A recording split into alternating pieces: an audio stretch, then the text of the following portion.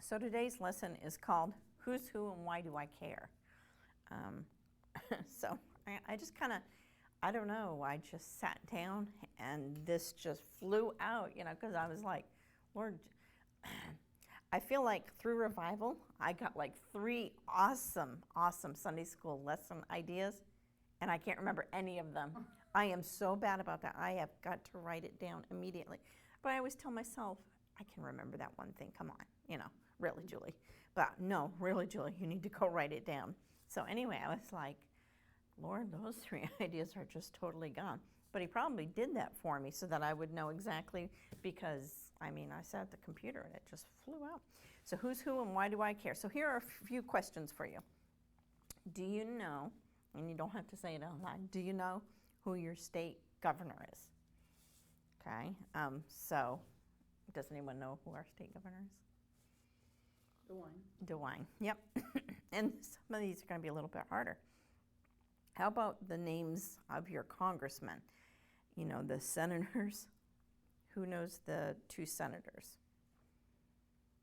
Jim Jordan's one of them, isn't he? I think he's the representative. Okay. Yep, so I believe Ohio and elects U.S. senators to Class 1 and Class 3. Ohio's current U.S. senators are Republicans Bernie Moreno and John Huston as of this year. John Sherman was the longest serving senator.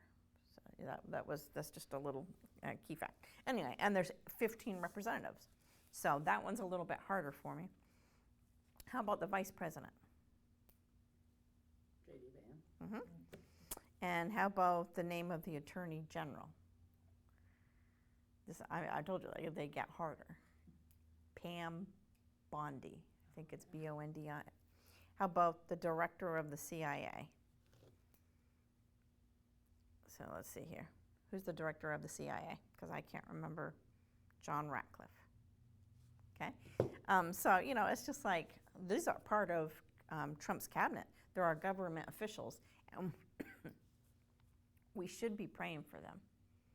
And I'm just as guilty. I can't. I'm horrible with names. I'm doing good to remember y'all's names. I'm doing good to remember my name. But we should be praying for them. So it'd be good to look them up and just add them to our prayer list, And why do we even care what their names are? Because we care what happens to our country, and we care about the laws that are enforced and passed, and we need to pray for them. I like to listen to WPGV, like I was listening to them this morning. I feel like they kind of bring a good balance with news delivery, so I encourage you to listen to them.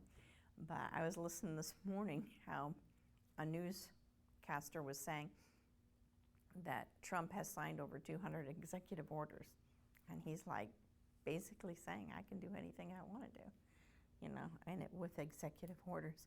So, which he has. I just think we need to pray for him. I think we really need to pray for President Trump and his cabinet. I like a lot of things, but some things red flag, so, but this is better than the last administration, I would think.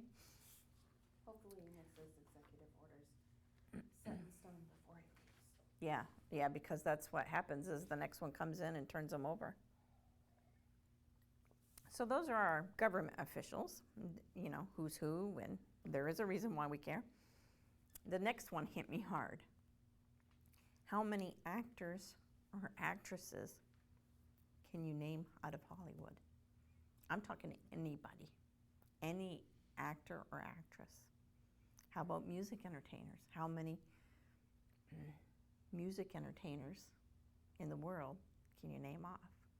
Like, I can think of one right off the top of my head, Celine Dion. I don't listen to her, but I know her name. I know who she is. I could see a picture of her and know. I know Bruce Willis, right? Is that his name? Yeah.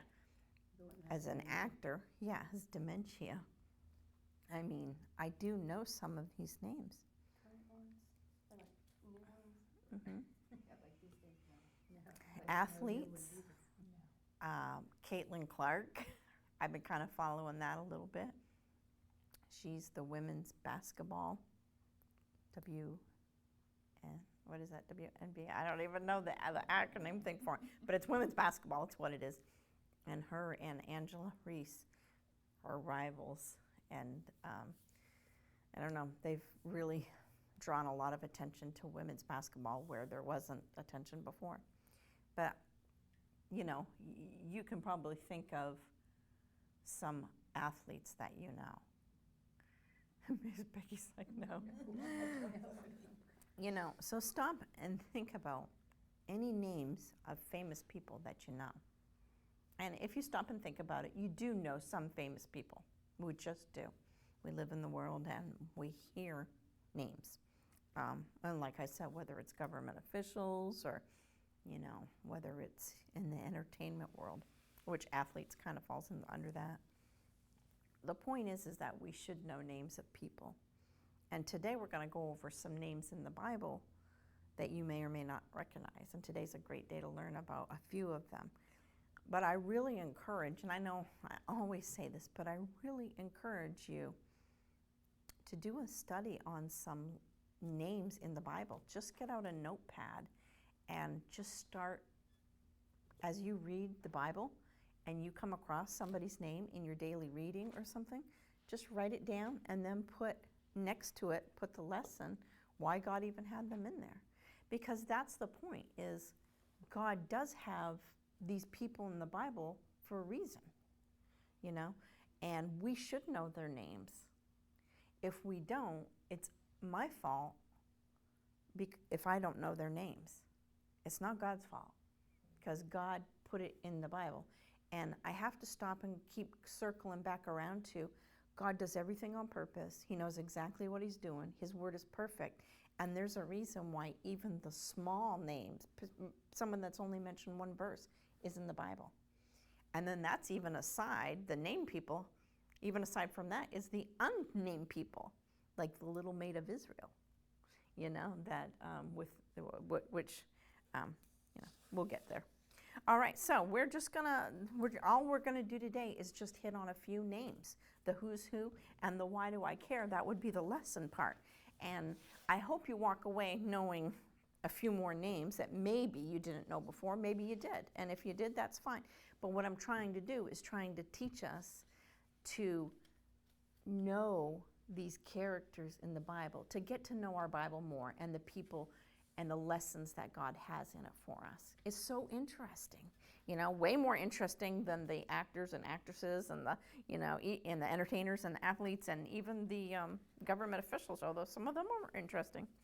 All right, so we're going to go to Matthew chapter 10, Matthew 10, verses 2 to 4.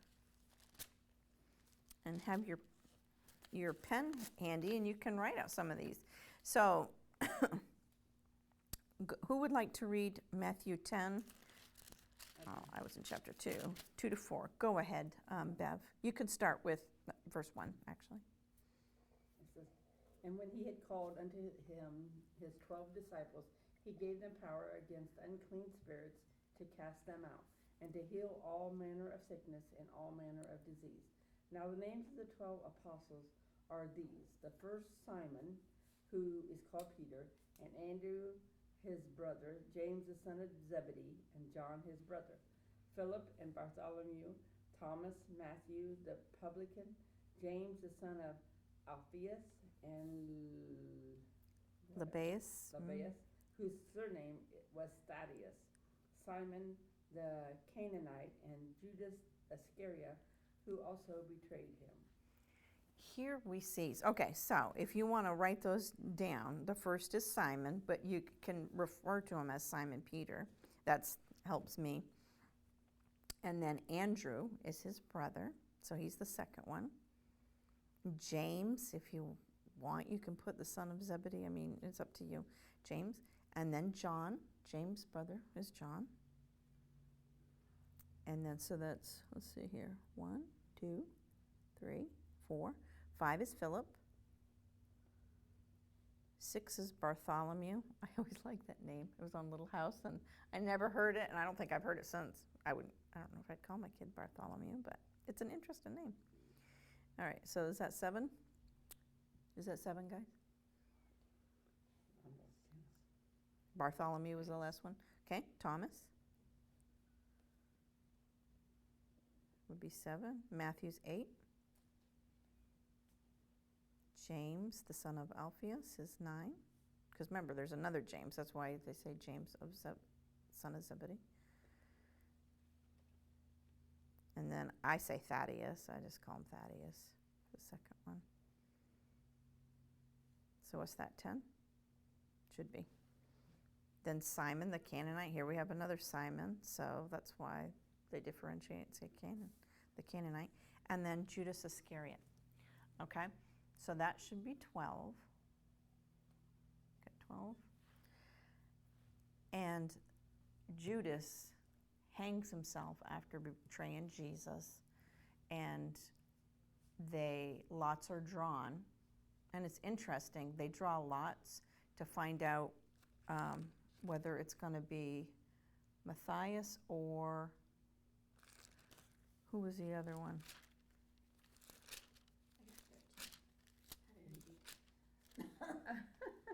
Yeah, there's only 12. Well, I can, and I don't know right now, but anyway, they Judas Iscariot hangs himself, so Matthias, if I'm saying that correctly, becomes that replacement apostle, disciple. So you can kind of put in parentheses if you want, maybe put a line through Judas, that Matthias was. So you say, why? Why does this matter? You know, I think it's important. I think it's important, and I think God thought it was important. In fact, what was so interesting is I was listening to WVGV this morning, and the message, I can't remember the name of the preacher, but he's always on Sunday mornings while I'm getting ready, and he was talking about this very thing, about Jesus' closest friends, and here they are. These were Jesus' earthly friends, and these are for a time, this is who he spent time with, and these were his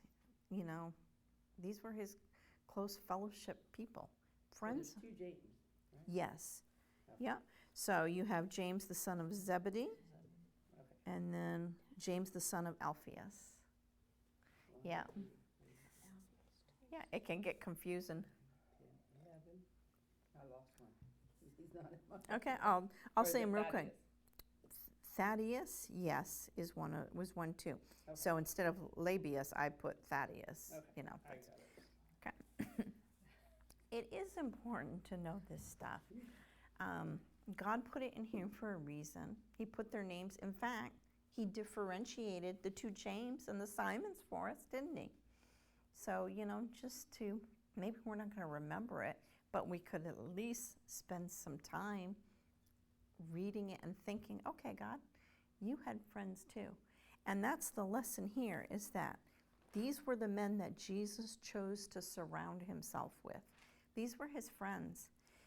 And friends are an important part of our life and are a gift from God. And I think that's part of what God is showing us here. And I don't know about you guys, but the older I get, the more I value my friendships. People mean more to me. I guess it's just a matter of maturing and your values change. And I really value my friendships here at the church. And then some of my pastor wife's friend, and of course my sisters and my mom.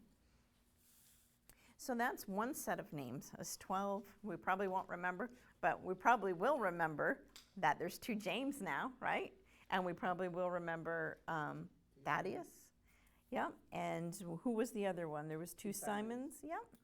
Yeah. And so we walk away today knowing a little bit more about God's Word because we spent a little bit of time focusing on it.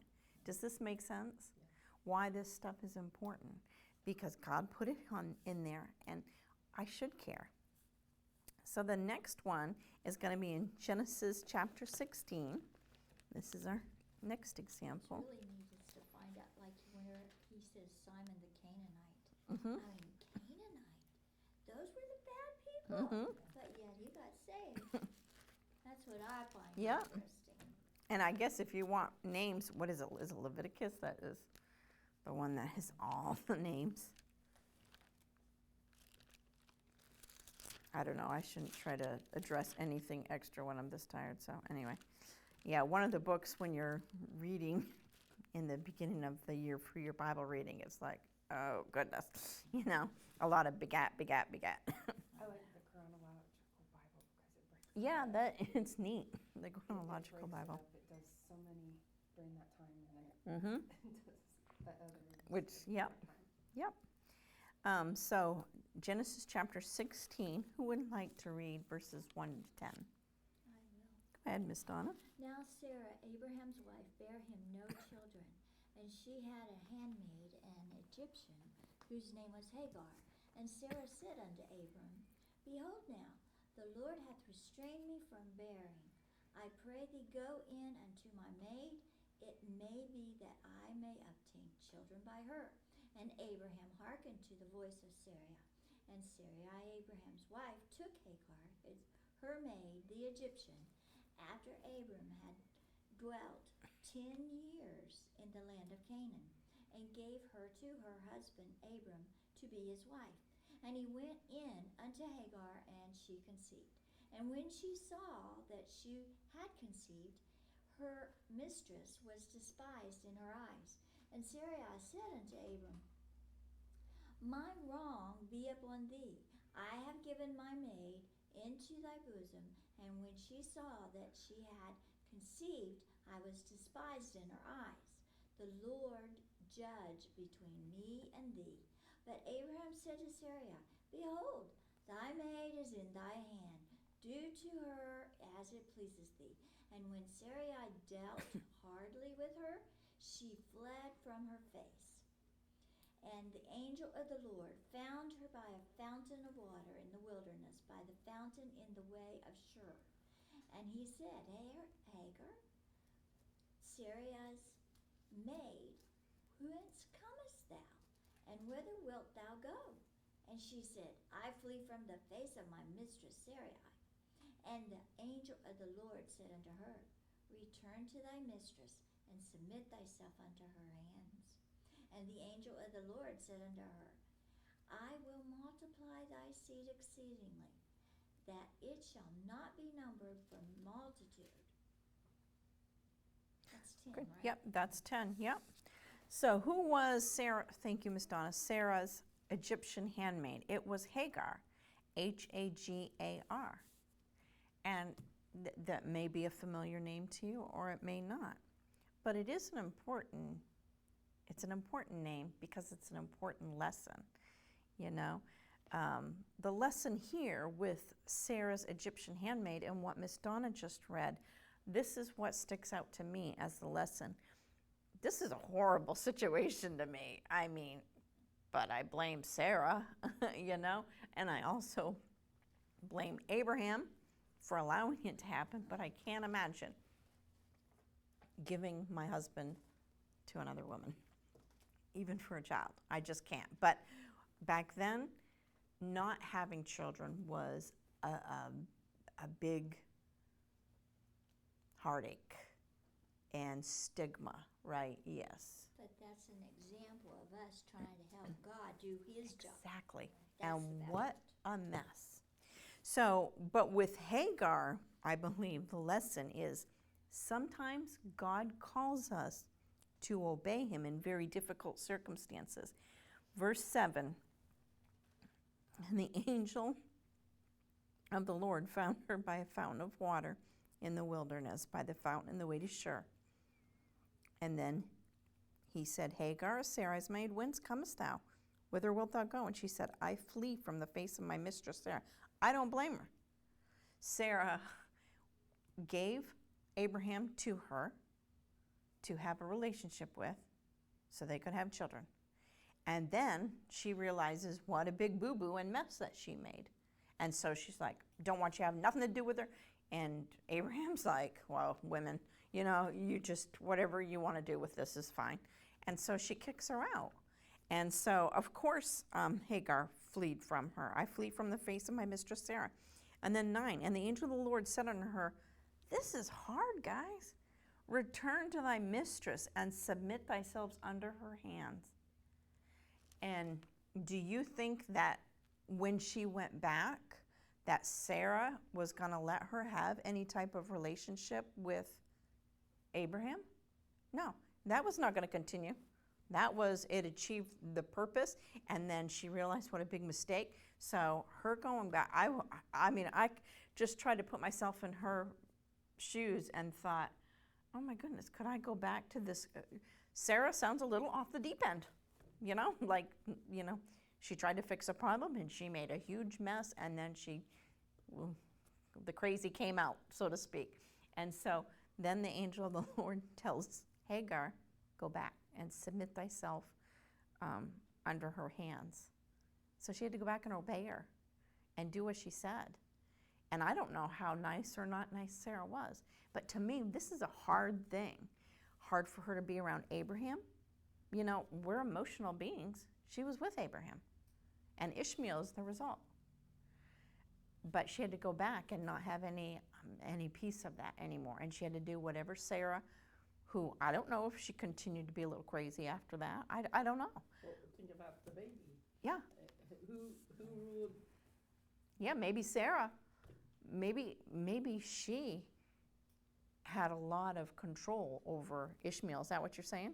Yeah. I mean, because, and submit thyself under her hands. Oh, man, it just, ugh. But you know what? This is a wonderful lesson, how sometimes God calls us to obey him in very difficult circumstances, but he still expects us to obey, and he wants us to trust him. You know, he clearly told Hagar, go back, do what Sarah tells you to do. And so Hagar had to decide, okay, do I do it? Just like we do. We have to decide when God tells us to do something that's very hard. And here's just an example. You're trying to live for the Lord, or I'll use me. I'm trying to live for the Lord, but my extended family is not. They're not saved, they don't know Jesus, and they certainly don't understand what I'm doing here. But I do. I'm reading God's word, and God says I'm supposed to love him more than my family. And that's a hard thing, because if we love him more than our family, then we will do what he says and not what family says. And that's a hard thing. But that's the lesson here. Sometimes God calls us to obey him in very difficult circumstances. And the circumstance may be that family members say, if you don't do this, this, or this, then just forget about coming around. What do you even do with that? You obey God. And that's what's important. That's a hard circumstance. We've been in these circumstances. We know it's not easy for some of you. And that this can apply to so many different situations. Sometimes God calls us to obey him in very difficult circumstances. That's what Hagar was faced with.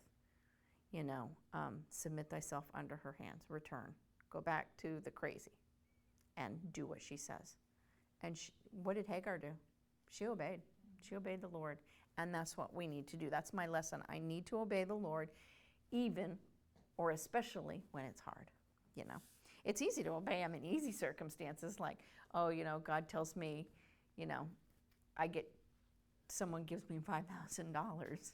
I feel like it's pretty easy to tithe that $500, but that's because I've been doing that a long time. To somebody else, that may be very difficult. But what if God told me to give him $4,500 and keep $500?